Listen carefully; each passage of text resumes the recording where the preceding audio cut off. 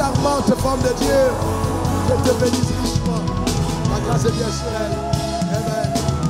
Sois béni. Amen. Je te bénisse. Vous pouvez vous asseoir. Je voudrais, dans un premier temps, rendre grâce à Dieu qui m'a fait la grâce d'exister. Je voudrais lui dire merci parce qu'il a donné un sens à ma vie depuis que j'ai rencontré Jésus. Et je voudrais ensemble, tenez-vous debout, acclamons le Seigneur.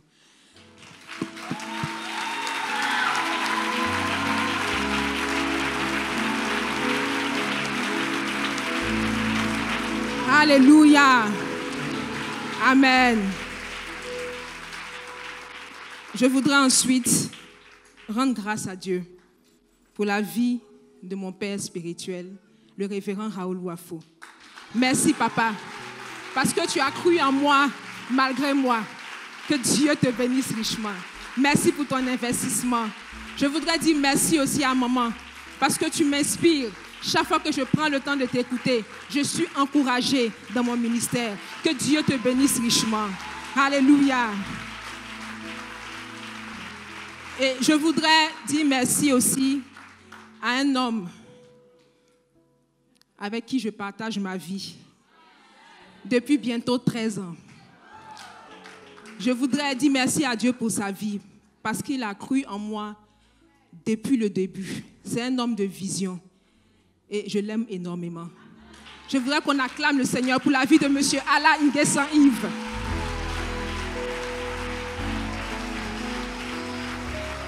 Alléluia. Père, merci pour ta fidélité. Je me recommande à ta grâce en ce jour. Merci de m'utiliser comme il te semblera bon de le faire. À toi soit la gloire au nom de Jésus-Christ. Amen.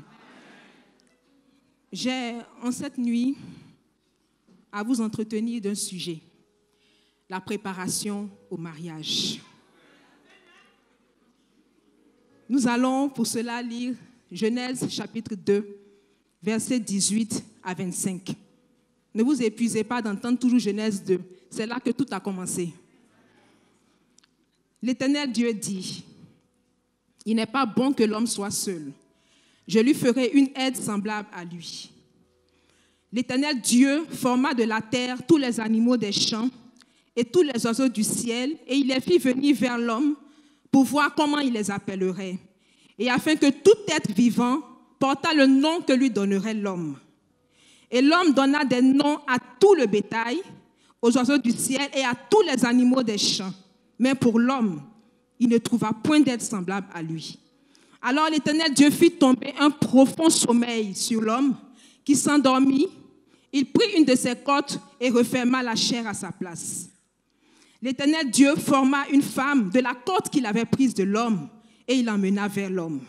Et l'homme dit, « Voici cette fois, celle qui est os de mes os et chair de ma chair. On l'appellera femme parce qu'elle a été prise de l'homme. C'est pourquoi l'homme quittera son père et sa mère et s'attachera à sa femme et ils deviendront une seule chair. L'homme et sa femme étaient tous deux nus et ils n'en avaient point honte. »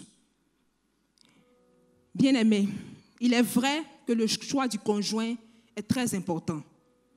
Mais la préparation à deux, à rentrer dans le mariage, ne l'est pas moins. Car on peut trouver la bonne personne, mais échouer dans le mariage faute d'une bonne préparation.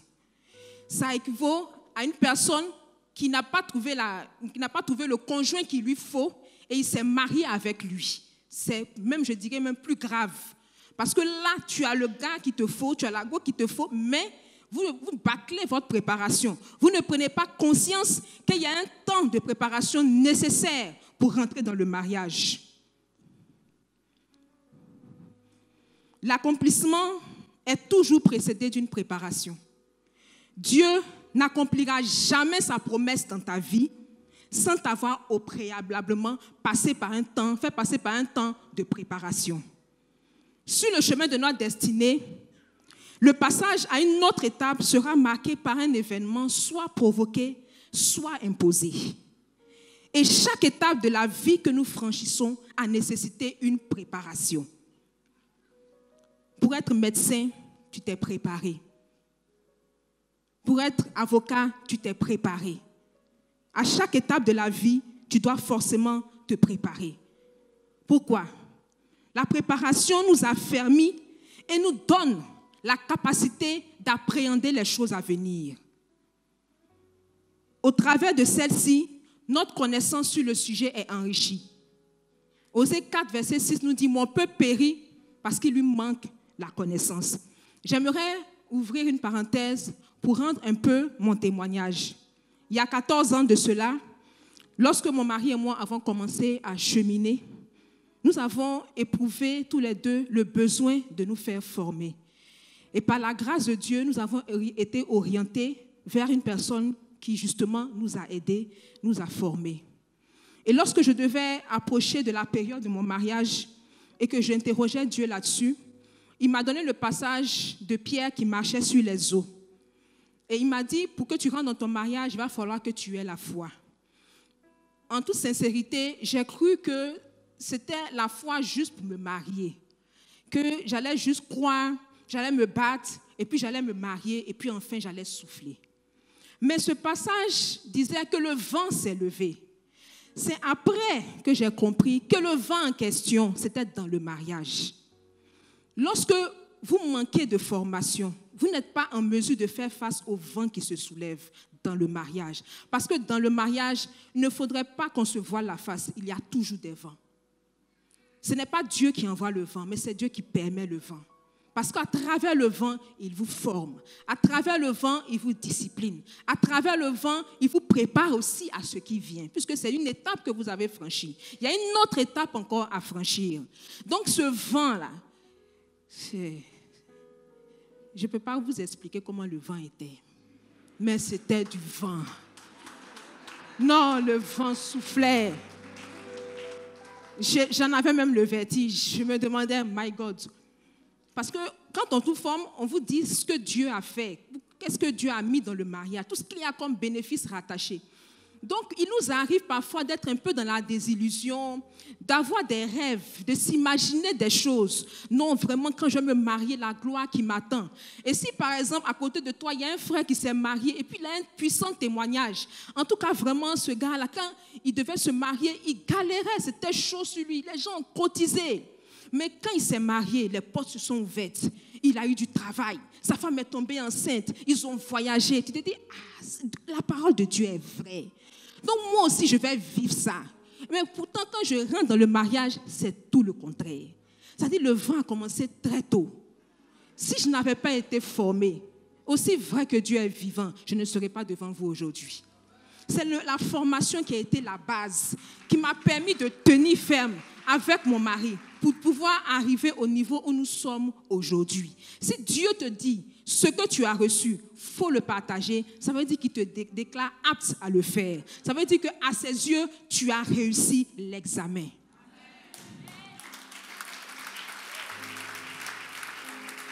Donc, dans le cadre du mariage, on peut parler de formation théorique quand on parle de préparation. Parce qu'à coup sûr, on va vous donner des cours. Mais c'est théorique. Même si on veut expliquer certaines choses, c'est juste théorique. Vous n'êtes pas encore rentré dans le mariage pour dire « Ah, ça là, j'ai expérimenté ou pas. » Mais, puisque cette formation est basée sur la parole de Dieu, c'est à vous qu'il appartient de mettre en pratique ce que vous avez entendu. La mise en application de la parole de Dieu, c'est un choix. Il ne s'agit pas de dire « je suis formé, moi je suis trop formé ». Il y a tel gars qui m'a formé, j'ai lu tel livre, j'ai lu tel passage de la Bible, j'ai reçu telle révélation. Mais si vous ne mettez pas en pratique ce que vous avez entendu, ça ne vous sera d'aucune utilité. Alléluia. Donc, l'objectif clé dans la préparation du mariage sera de vous aider à établir votre convention de vie. Vous vous asseyez et puis vous définissez quel genre de vie vous voulez avoir. Vous apprenez à vous entendre sur les choses qui concernent votre vie future. Vous Vous avez le temps de bâtir quelque chose. Vous avez le temps de vous entendre sur beaucoup de points. Si aujourd'hui on a discuté sur l'éducation des enfants, on n'est pas tombé d'accord, on s'en va dormir, on revient le matin, on en parle jusqu'à ce qu'on tombe d'accord. Ce n'est pas un contrat de travail. Ce n'est pas un contrat d'affaires. C'est une convention de vie. Donc aussi longtemps que vous êtes sur la terre, on est encore en contrat. Donc pourquoi contrat d'affaires là, c'est plus important que convention de vie? Ce n'est pas possible. C'est la personne avec laquelle tu vas marcher tout au long de ton existence. Papa disait la dernière fois que tout le monde peut t'abandonner, l'église va t'abandonner, mais c'est ta femme qui va rester avec toi. Et puis c'est la partie là que tu négliges. Et puis tu t'attends à des miracles. C'est impossible.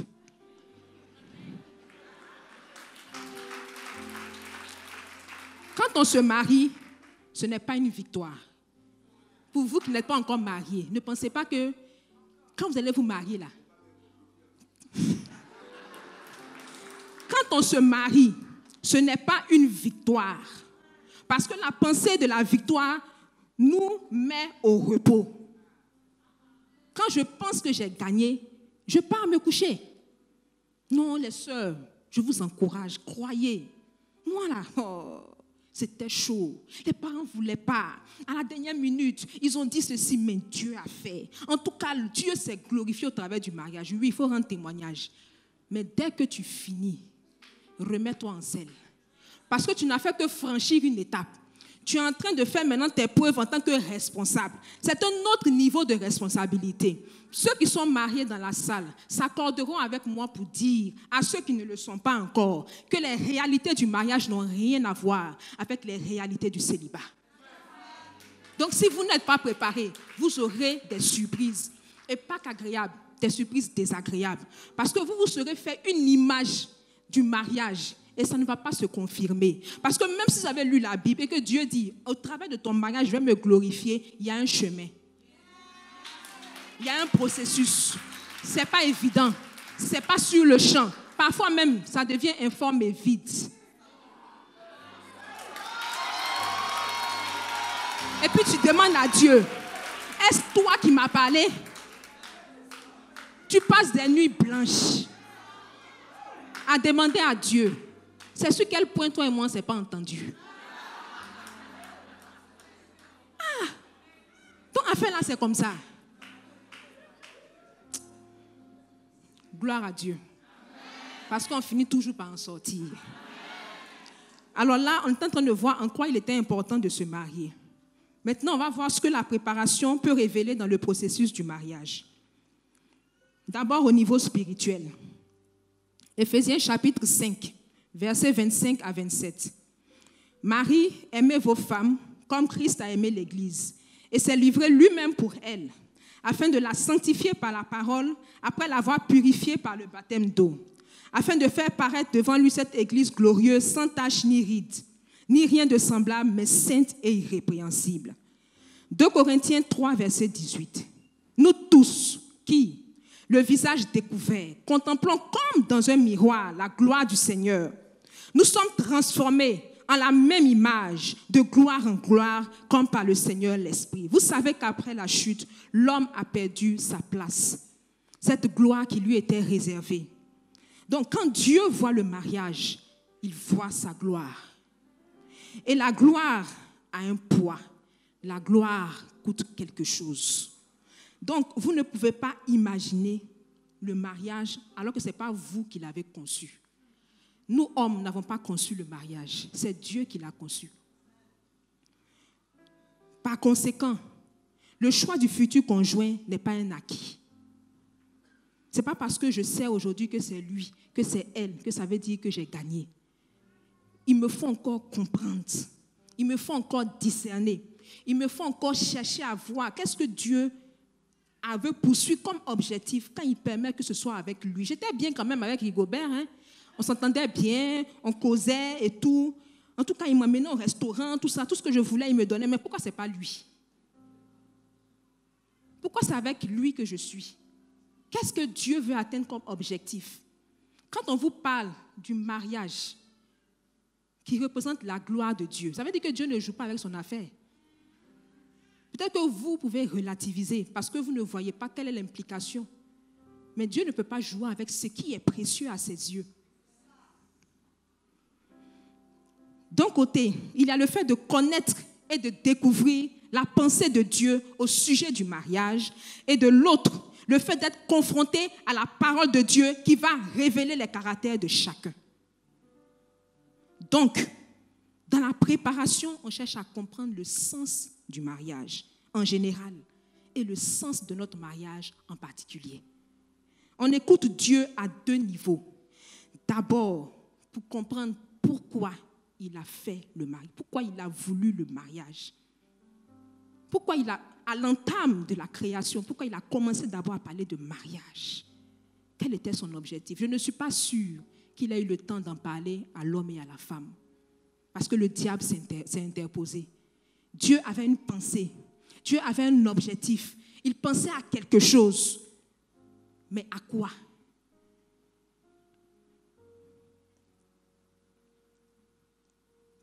Amen. Donc, dans la préparation, on cherche à comprendre le sens de notre mariage. Parce que c'est au moment où on est dans la relation que Dieu nous révèle certaines choses. Ce n'est pas avant. C'est vrai qu'il y a des choses qui nous révèlent avant.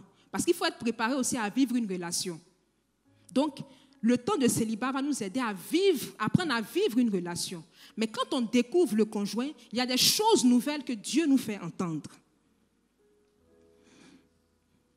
En ce qui concerne la pensée de Dieu, quand Dieu formait l'homme et la femme et qu'il leur disait « Soyez féconds, multipliez », il avait bien une pensée derrière. Puisque Proverbe 16, verset 4 nous dit que Dieu a fait toutes choses pour un but. Donc, nous savons tous, selon Genèse 1 et 2, que le mariage est une idée de Dieu. Donc, il faut qu'on sache rendre à Dieu ce qui lui revient, ce qui est à lui. Si tu veux que ton mariage réussisse, sache redonner à Dieu ce qui lui appartient. Et puis maintenant, lui, il va te révéler les secrets qui te permettront de surmonter toutes les tentations que le diable va mettre sur votre chemin. De la même manière que Dieu aime le mariage, c'est comme ça que le diable hait le mariage. La pensée et la parole sont différentes. Parce que la pensée est non expressive, mais la parole si. Si tu n'interroges pas Dieu au sujet de ton mariage, tu ne sauras rien. Si tu ne l'impliques pas dans ta vie conjugale, il ne s'invitera pas. Parce que ce qu'il a pensé, il faut lui demander pour qu'il puisse te dire « Seigneur, qu'est-ce que tu penses de mon mariage? Qu'est-ce que tu penses de ma relation de couple? Qu'est-ce que tu penses de l'homme avec qui je suis? Qu'est-ce que tu penses de la femme avec qui je marche? Qu'est-ce que tu en penses? Tu as un projet, Seigneur, voilà ce que je veux, mais toi, tu en penses quoi? Quand on dit qu'est-ce que tu en penses là, ça veut dire que si tu n'as pas demandé, il ne va pas te dire. Il n'est pas obligé, il respecte ta décision. Il respecte tout ce que tu veux entreprendre. Si tu décides de ne pas l'impliquer, il respecte. Parce que le mariage, on n'a pas besoin de prier pour aller se marier. Tout de suite, tu sors, tu trouves quelqu'un, tu peux te marier. Mais réussir ton mariage, là, c'est un autre défi. Et je peux vous assurer d'une chose, nous sommes enfants de Dieu. Donc, normalement, c'est chez nous que les païens doivent venir chercher comment on fait pour réussir son mariage. Parce qu'on a Jésus en nous. Jésus est le propriétaire de la famille. Donc, c'est à nous qu'il doit venir demander, vous faites comment? Ça ne doit pas être le contraire. Tous les couples vivent les mêmes problèmes. De la même manière que le soleil se lève sur tout le monde. C'est comme ça aussi que les couples vivent les mêmes problèmes. Mais qu'est-ce qui va faire la différence? C'est Jésus. Parce que Jésus est venu révéler la loi de l'amour. Et dans la loi de l'amour, il y a affaire de mariage aussi dedans. Donc c'est lui qui peut nous révéler de quelle façon notre mariage peut être une réussite. Nous sommes la visibilité de Dieu sur la terre. Dieu n'est pas là parce que nous sommes là. Donc nous sommes censés refléter sa gloire. Nous sommes l'empreinte de sa personne et le reflet de sa gloire. Donc nous n'avons pas le droit d'échouer dans notre mariage. Si nous échouons, c'est que nous l'avons choisi d'échouer. Nous ne sommes pas obligés de marcher selon les rudiments du monde. Nous avons Christ en nous. Donc nous devons fonctionner selon la manière dont Christ veut qu'on fonctionne. Nous avons un modèle divin. Jésus a donné sa vie pour nous. Il nous a donné une manière de marcher. C'est à nous de suivre ce qu'il dit.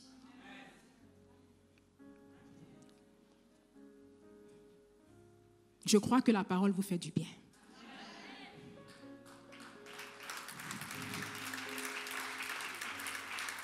Quel est le but divin?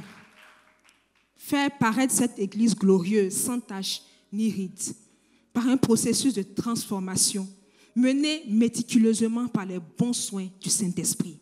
C'est-à-dire que l'homme et la femme, dans le but de Dieu, doivent retrouver leur position selon son plan originel. De nos jours, nous avons tendance à nous marier pour nous-mêmes. Nous ne commençons à écouter Dieu que lorsque nous nous rendons compte que nous avons échoué. Quand nous nous préparons au mariage, nous disposons nos cœurs. C'est ce que nous devons faire, disposer nos cœurs à écouter Dieu. Si la question du mariage suscite autant d'intérêt, c'est à cause de la place que Dieu lui a donnée dans son œuvre. Alléluia. Donc, il est important d'écouter Dieu. On peut écouter Dieu peut-être pour sa carrière professionnelle, mais on ne prend pas le temps d'écouter Dieu quand on veut se marier. Parce qu'au moment où on rencontre la personne, il y a un enthousiasme qui nous prend, parce qu'on a tellement transpiré pour rencontrer la personne. Il y a un qui vient, ce n'est pas le bon, l'autre vient, ce n'est pas la bonne. C'est compliqué. Donc, quand il vient, il y a un enthousiasme. Là, tu sais que tu es proche du mariage. Donc, tu commences à réserver. Non, j'ai vu la salle, c'est bon, ça peut aller pour le programme. Non, vraiment, la robe de mariée, ça, c'est la robe même que je voulais. Donc, l'enthousiasme fait que quand les oreilles sont bouchées, on n'écoute plus. Parce qu'on est content. C'est vrai, il faut être content. Mais après, il faut te calmer. Et puis, il faut écouter Dieu.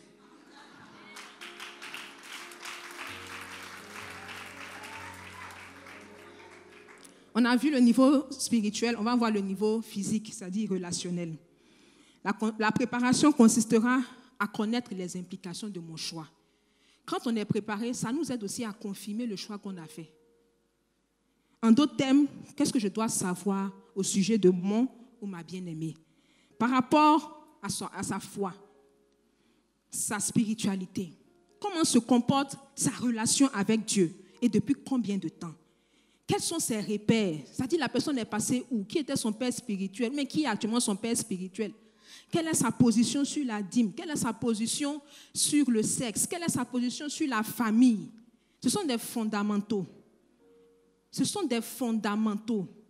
Il y a beaucoup de couples qui ont négligé ce côté des choses. Ça les a rattrapés. Ce que tu n'as pas considéré, ça finira par te rattraper. Quand tu rentres dans le mariage, ne badinez pas avec ces principes-là. Pendant que monsieur dit on paye la dîme, madame dit on ne paye pas. Pendant que madame dit on paye la dîme, monsieur dit on ne paye pas. Quel genre de grâce va être attiré sur votre famille? Puisque vous n'êtes pas entendu au départ sur affaire d'argent. Non, je dois envoyer 10%. Tu dois envoyer 10% où? Tu vas passer où pour envoyer? Moi-même, mon argent, il est investi là. Tu vas pas donner ça à qui? Non, je ne suis pas d'accord. Vos pasteurs, là, ils aiment trop ça. Et puis, tu es déjà rentré dedans. Tu fais comment? Tu es tiraillé. Tu vas venir déposer. Le jour, il t'a attrapé, tu es foutu.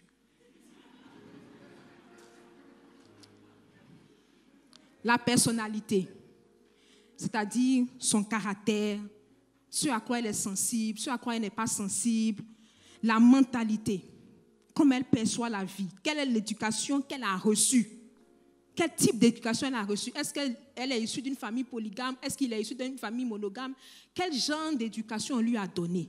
Parce que généralement, ça agit sur la manière dont la personne vit son quotidien. Donc si vous jouez avec ça, vous allez voir tous les esprits de famille de votre femme ou même de votre mari vous suivre dans le foyer. Il faut vous en débarrasser avant de rentrer dans le mariage. Au niveau de la santé, il faut s'assurer qu'il n'y a pas d'antécédents médicaux. C'est pour ça qu'on demande aux couples de faire des tests. J'ai eu affaire à 2 sortes de couples. La première partie sont eux qui ont obéi et puis qui ont fait. Et parmi eux, il y en a qui ont découvert qu'ils avaient des problèmes. Mais au moins, ils étaient informés.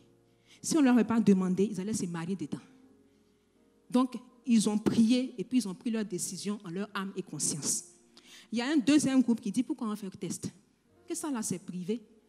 Pourquoi est-ce qu'il faut forcément qu'ils savent? Ce sont des choses qui peuvent attaquer le mari. C'est-à-dire que l'information peut biaiser, empêcher qu'eux, ils se marient. C'est ça qui vous intéresse. Alors que dans le mariage, vous ne pouvez pas imaginer ce qui arrive, ce qui vous attend. Si vous ne prenez pas le temps d'avoir des informations nécessaires, vous n'allez pas pouvoir faire face à ce qui vient. Donc quand c'est comme ça, on leur dit, bon, ok, on ne peut pas bénir votre mariage non plus. Ce n'est pas forcé, mais en même temps aussi c'est forcé.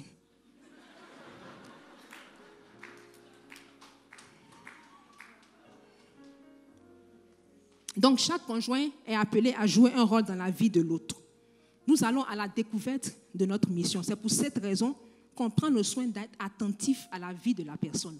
Comment elle réfléchit et tout, c'est pour voir un peu ce que Dieu attend de moi dans la vie de la personne. Il ne s'agit pas, comme les Hébreux le disent très souvent, que c'est pour être heureux, mais c'est pour rendre heureux. Donc ta première pensée quand tu rentres dans la relation, c'est en quoi puis-je t'être utile? Pas en quoi tu peux m'être utile. Ce n'est pas pour dire à la fille, tu sais, moi, voilà comment moi je fonctionne. En tout cas, c'est comme ça, voilà, il faut t'aligner. Si tu veux que ça marche entre nous, il faut t'aligner. Ce n'est pas fait de s'aligner. Toi-même, là, qu'est-ce que tu peux apporter à la vie de la sœur?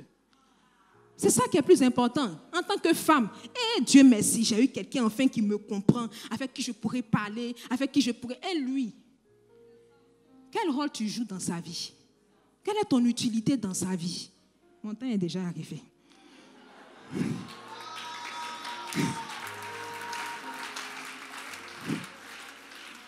Je vais lire rapidement 1 Pierre 3, verset 1. Femmes, soyez de même soumises à vos maris, afin que si quelques-uns n'obéissent point à la parole, ils soient gagnés sans parole par la conduite de leurs femmes, en voyant votre manière de vivre chaste et réservée. Pour la femme, j'aimerais dire quelque chose à la femme. Ta préparation intérieure est plus importante. Sur toi, il y a une responsabilité plus grande. Travailler ton intérieur, travailler ta conduite, ta manière de te comporter. Parce que grâce à toi, ton mariage peut échouer. Si tu ne prends pas cette affaire-là au sérieux. Donc, on commence à s'habituer à partager son quotidien, y compris son intimité avec une personne de sexe opposé. Il faut mentalement se préparer à ne plus être seul. Parce que là, quand la fille va t'appeler pour dire tu es où, tu vas être énervé parce que tu n'es pas habitué à rendre compte à quelqu'un. Donc, mentalement, il faut te préparer. Tu sors de la main, tu ne dis pas où tu t'en vas. Peut-être tu es habitué à partir toi seul. Il faut être préparé.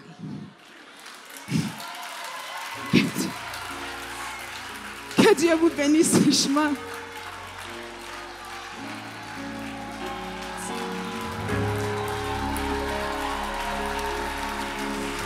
Alléluia.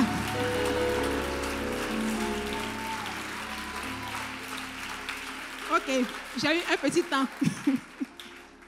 Donc, je disais que pour la femme, la préparation intérieure est importante. Et cela prend du temps selon la personne.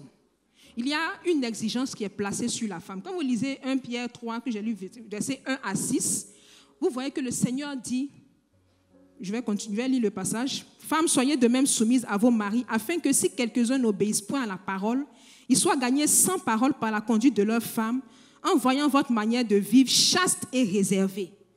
Ayez non cette parure extérieure qui consiste dans les cheveux tressés, les ornements d'or ou les habits qu'on revêt, mais la parure intérieure est cachée dans le cœur, la pureté incorruptible d'un esprit doux et paisible qui est d'un grand prix devant Dieu. » Donc, ce n'est pas par rapport à l'homme. Tu ne cherches pas à avoir un bon comportement pour que le gars puisse t'aimer. Un bon comportement pour que sa maman puisse t'aimer. C'est d'un grand prix devant Dieu, celui qui t'a envoyé dans la relation. C'est d'abord à lui qu'il faut regarder. Excusez-moi de vous dire ça, nous sommes trop fausses, nous les femmes là. Quand on veut se marier, on oublie d'être vrai. Tu vois la fille qui demande au frère, comment tu veux que je me comporte comment? Il faut me dire, tu veux que je fasse comment? Comment tu veux que je sois? Oui, il faut être soumise. D'accord, d'accord, j'ai compris. Maintenant, quand elle rentre dans son mariage, aïe, c'est un acquis. Le monsieur rentre à la maison, elle est assise au salon. Le repas n'est pas encore prêt. Ça va être prêt tout à l'heure, il faut être patient. Parce qu'elle n'a plus rien à prouver. Alors que c'est un grand prix devant Dieu. Donc, ça veut dire que quand vous faites ça, vous attristez le Saint-Esprit. Donc là, Dieu même n'a pas affaire à l'homme. Peu importe quel genre d'homme il est, c'est à toi il a affaire. C'est pour cette raison que vous serez surpris de voir que Dieu insiste beaucoup sur vous que sur l'homme. Il sait ce qu'il a mis en vous. L'homme dormait à ce moment-là. Donc lui, il ne sait pas. Mais Dieu sait ce qu'il a mis en vous.